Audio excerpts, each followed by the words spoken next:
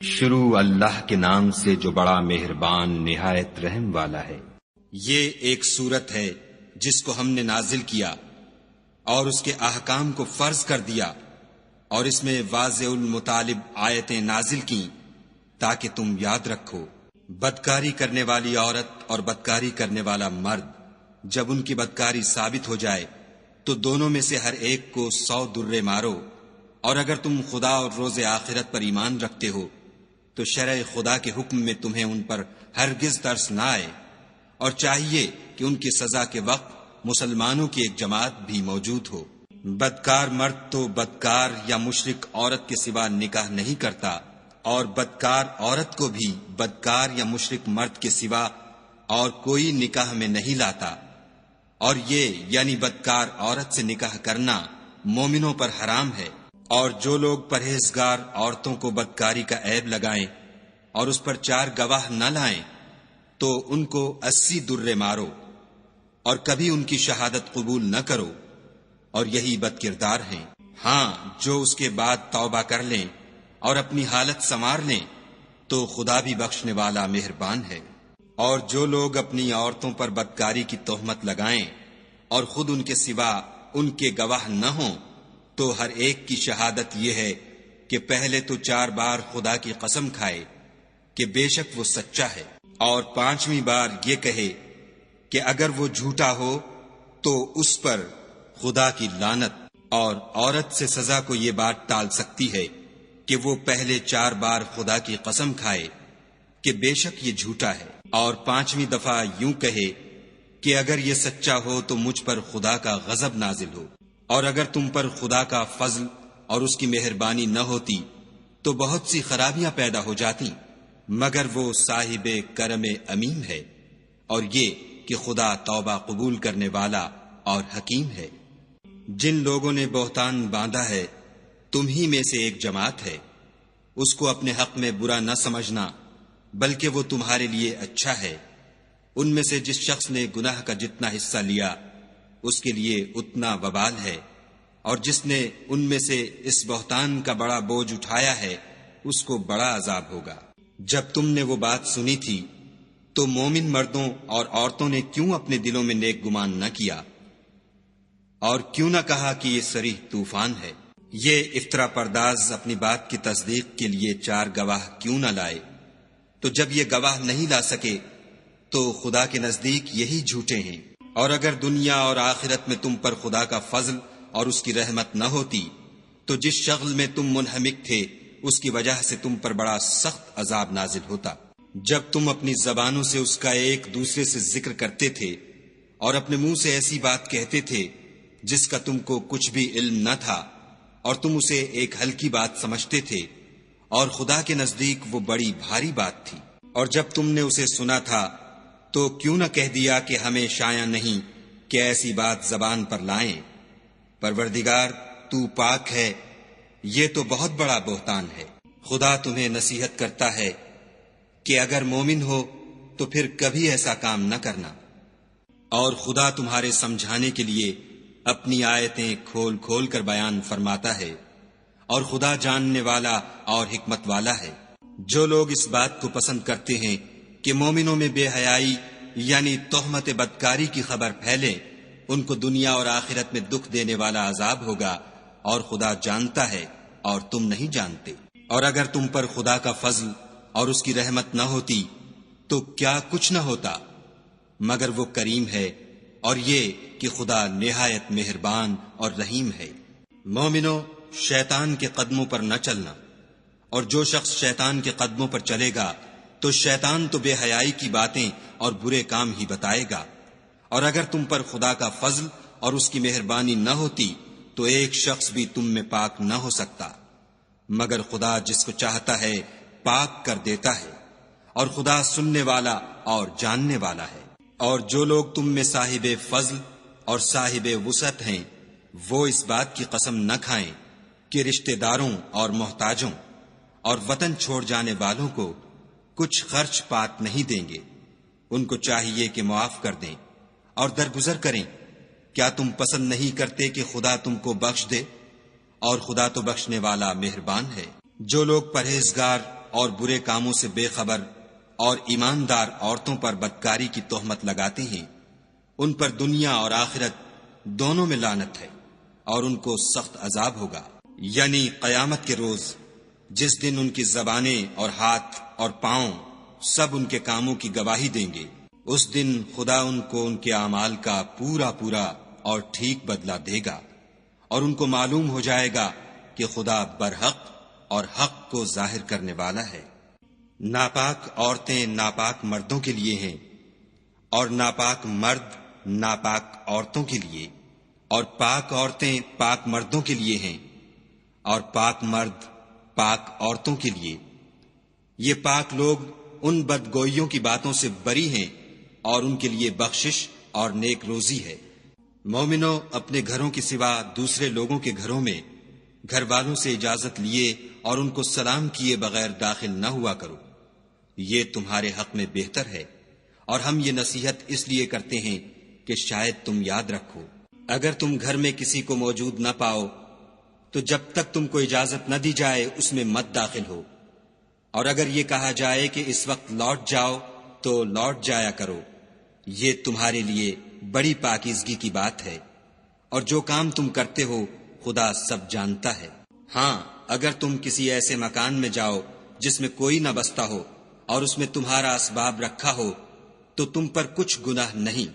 اور جو کچھ تم ظاہر کرتے ہو اور جو پوشیدہ کرتے ہو خدا کو سب معلوم ہے۔ مومن مردوں سے کہہ دو کہ اپنی نظریں نیچی رکھا کریں اور اپنی شرم گاہوں کی حفاظت کیا کریں، یہ ان کے لیے بڑی پاکیزگی کی بات ہے، اور جو کام یہ کرتے ہیں خدا ان سے خبردار ہے۔ اور مومن عورتوں سے بھی کہہ دو کہ وہ بھی اپنی نگاہیں نیچی رکھا کریں اور اپنی شرم گاہوں کی حفاظت کیا کریں، اور اپنی آرائش یعنی زیور کے مقامات کو ظاہر نہ ہونے دیا کریں مگر جو اس میں سے کھلا رہتا ہو، اور اپنے سینوں پر اوڑھنیاں اوڑھے رہا کریں، اور اپنے خامند اور باپ اور خسر اور بیٹوں اور خامند کے بیٹوں اور بھائیوں اور بھتیجوں اور بھانجوں اور اپنی ہی قسم کی عورتوں اور لونڈی غلاموں کے سوا نیز ان خدام کے جو عورتوں کی خواہش نہ رکھیں، یا ایسے لڑکوں کے جو عورتوں کے پردے کی چیزوں سے واقف نہ ہوں، غرض ان لوگوں کے سوا کسی پر اپنی زینت اور سنگار کے مقامات کو ظاہر نہ ہونے دیں، اور اپنے پاؤں ایسے طور سے زمین پر نہ ماریں کہ جھنکار کانوں میں پہنچے اور ان کا پوشیدہ زیور معلوم ہو جائے۔ اور مومنوں، سب خدا کے آگے توبہ کرو تاکہ فلاح پاؤ، اور اپنی قوم کی بیوہ عورتوں کے نکاح کر دیا کرو، اور اپنے غلاموں اور لونڈیوں کے بھی جو نیک ہوں نکاح کر دیا کرو۔ اگر وہ مفلس ہوں گے تو خدا ان کو اپنے فضل سے خوشحال کر دے گا، اور خدا بہت وسعت والا اور سب کچھ جاننے والا ہے۔ اور جن کو بیاہ کا مقدور نہ ہو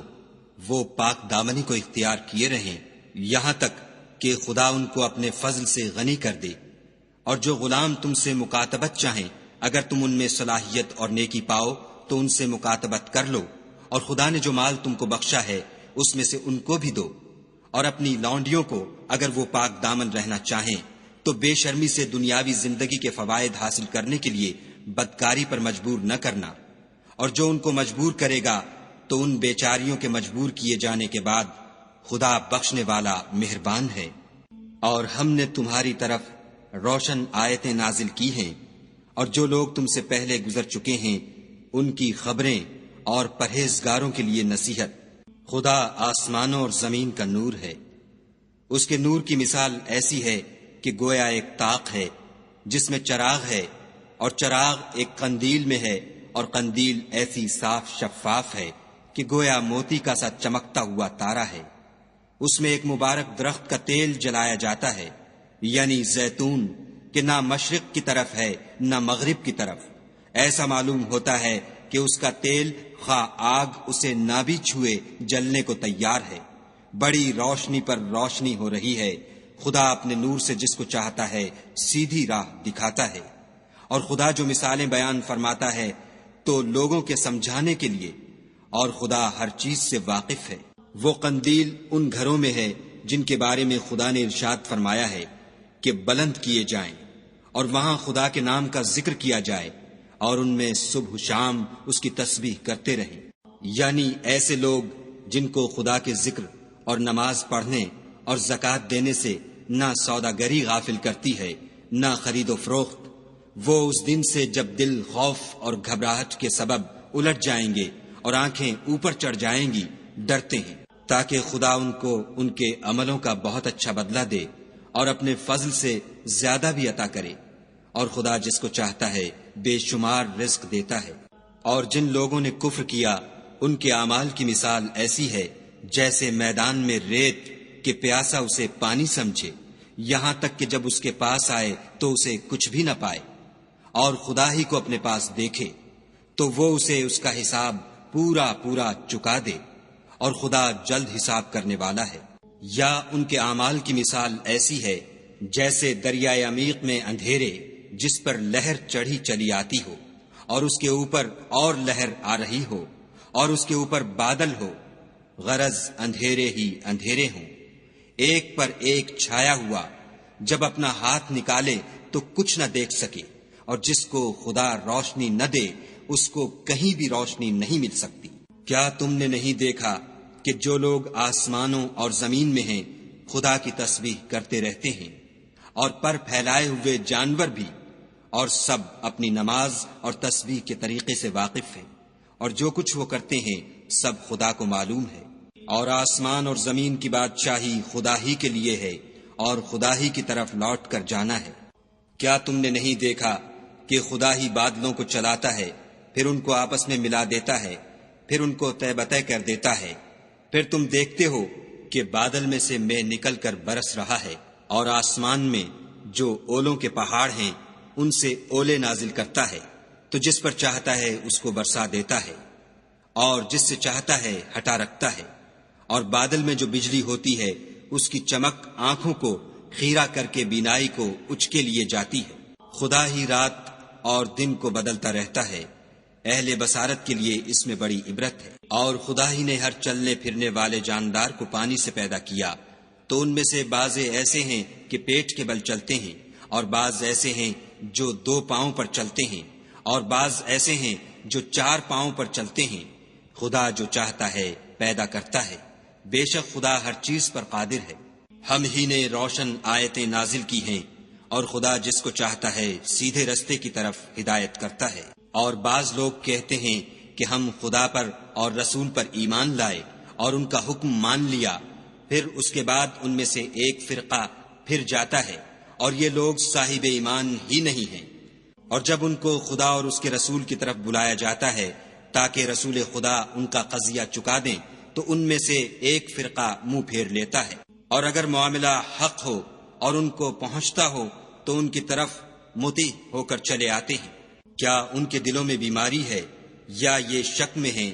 یا ان کو یہ خوف ہے کہ خدا اور اس کا رسول ان کے حق میں ظلم کریں گے؟ نہیں، بلکہ یہ خود ظالم ہیں۔ مومنوں کی تو یہ بات ہے کہ جب خدا اور اس کے رسول کی طرف بلائے جائیں تاکہ وہ ان میں فیصلہ کریں تو کہیں کہ ہم نے حکم سن لیا اور مان لیا، اور یہی لوگ فلاح پانے والے ہیں۔ اور جو شخص خدا اور اس کے رسول کی فرما برداری کرے گا اور اس سے ڈرے گا تو ایسے ہی لوگ مراد کو پہنچنے والے ہیں۔ اور یہ خدا کی سخت سخت قسمیں کھاتے ہیں کہ اگر تم ان کو حکم دو تو سب گھروں سے نکل کھڑے ہوں۔ کہہ دو کہ قسمیں مت کھاؤ، پسندیدہ فرما برداری درکار ہے، بے شک خدا تمہارے سب اعمال سے خبردار ہے۔ کہہ دو کہ خدا کی فرما برداری کرو اور رسول خدا کے حکم پر چلو۔ اگر منہ موڑو گے تو رسول پر اس چیز کا ادا کرنا ہے جو ان کے ذمے ہے، اور تم پر اس چیز کا ادا کرنا ہے جو تمہارے ذمے ہے، اور اگر تم ان کے فرمان پر چلو گے تو سیدھا رستہ پالو گے۔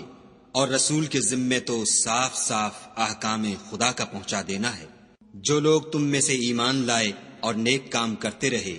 ان سے خدا کا وعدہ ہے کہ ان کو ملک کا حاکم بنا دے گا جیسا ان سے پہلے لوگوں کو حاکم بنایا تھا، اور ان کے دین کو جسے اس نے ان کے لیے پسند کیا ہے مستحکم و پائیدار کرے گا، اور خوف کے بعد ان کو امن بخشے گا۔ وہ میری عبادت کریں گے اور میرے ساتھ کسی چیز کو شریک نہ بنائیں گے، اور جو اس کے بعد کفر کرے تو ایسے لوگ بدکردار ہیں۔ اور نماز پڑھتے رہو اور زکوٰۃ دیتے رہو اور پیغمبر خدا کے فرمان پر چلتے رہو تاکہ تم پر رحمت کی جائے، اور ایسا خیال نہ کرنا کہ کافر لوگ ہم کو زمین میں مغلوب کر دیں گے، یہ جا ہی کہاں سکتے ہیں، ان کا ٹھکانہ دوزخ ہے، اور وہ بہت برا ٹھکانہ ہے۔ مومنو، تمہارے غلام، لونڈیاں اور جو بچے تم میں سے بلوغ کو نہیں پہنچے 3 دفعہ یعنی 3 اوقات میں تم سے اجازت لیا کریں، ایک تو نماز صبح سے پہلے اور دوسرے گرمی کی دوپہر کو جب تم کپڑے اتار دیتے ہو، اور تیسرے عشاء کی نماز کے بعد۔ یہ 3 وقت تمہارے پردے کے ہیں، ان کے آگے پیچھے یعنی دوسرے وقتوں میں نہ تم پر کچھ گناہ ہے اور نہ ان پر کہ کام کاج کے لیے ایک دوسرے کے پاس آتے رہتے ہو۔ اس طرح خدا اپنی آیتیں کھول کھول کر بیان فرماتا ہے، اور خدا بڑا علم والا اور بڑا حکمت والا ہے۔ اور جب تمہارے لڑکے بالغ ہو جائیں تو ان کو بھی اسی طرح اجازت لینی چاہیے، جس طرح ان سے اگلے یعنی بڑے آدمی اجازت حاصل کرتے رہے ہیں۔ اس طرح خدا تم سے اپنی آیتیں کھول کھول کر بیان فرماتا ہے، اور خدا جاننے والا اور حکمت والا ہے۔ اور بڑی عمر کی عورتیں جن کو نکاح کی توقع نہیں رہی اور وہ کپڑے اتار کر سرننگا کر لیا کریں تو ان پر کچھ گناہ نہیں، بشرطے کہ اپنی زینت کی چیزیں نہ ظاہر کریں، اور اگر اس سے بھی بچیں تو یہ ان کے حق میں بہتر ہے، اور خدا سنتا جانتا ہے۔ نہ تو اندھے پر کچھ گناہ ہے اور نہ لنگڑے پر اور نہ بیمار پر اور نہ خود تم پر کہ اپنے گھروں سے کھانا کھاؤ یا اپنے باپوں کے گھروں سے یا اپنی ماؤں کے گھروں سے یا بھائیوں کے گھروں سے یا اپنی بہنوں کے گھروں سے یا اپنے چچاؤں کے گھروں سے یا اپنی پھوپھیوں کے گھروں سے یا اپنے ماموں کے گھروں سے یا اپنی خالاؤں کے گھروں سے یا اس گھر سے جس کی کنجیاں تمہارے ہاتھ میں ہوں یا اپنے دوستوں کے گھروں سے، اور اس کا بھی تم پر کچھ گناہ نہیں کہ سب مل کر کھانا کھاؤ یا جدا جدا۔ اور جب گھروں میں جایا کرو تو اپنے گھر والوں کو سلام کیا کرو، یہ خدا کی طرف سے مبارک اور پاکیزہ تحفہ ہے۔ اس طرح خدا اپنی آیتیں کھول کھول کر بیان فرماتا ہے تاکہ تم سمجھو۔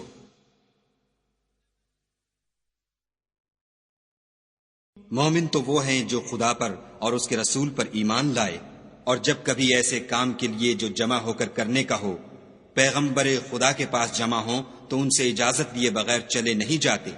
اے پیغمبر صلی اللہ علیہ وآلہ وسلم، جو لوگ تم سے اجازت حاصل کرتے ہیں وہی خدا پر اور اس کے رسول پر ایمان رکھتے ہیں۔ سو جب یہ لوگ تم سے کسی کام کے لیے اجازت مانگا کریں تو ان میں سے جسے چاہا کرو اجازت دے دیا کرو، اور ان کے لیے خدا سے بخشش مانگا کرو، کچھ شک نہیں کہ خدا بخشنے والا مہربان ہے۔ مومنو، پیغمبر کے بلانے کو ایسا خیال نہ کرنا جیسا تم آپس میں ایک دوسرے کو بلاتے ہو، بے شک خدا کو وہ لوگ معلوم ہیں جو تم میں سے آنکھ بچا کر چل دیتے ہیں۔ تو جو لوگ ان کے حکم کی مخالفت کرتے ہیں ان کو ڈرنا چاہیے کہ ایسا نہ ہو کہ ان پر کوئی آفت پڑ جائے یا تکلیف دینے والا عذاب نازل ہو۔ دیکھو، جو کچھ آسمانوں اور زمین میں ہے سب خدا ہی کا ہے، جس طریق پر تم ہو وہ اسے جانتا ہے، اور جس روز لوگ اس کی طرف لوٹائے جائیں گے تو جو عمل وہ کرتے رہے وہ ان کو بتا دے گا، اور خدا ہر چیز سے واقف ہے۔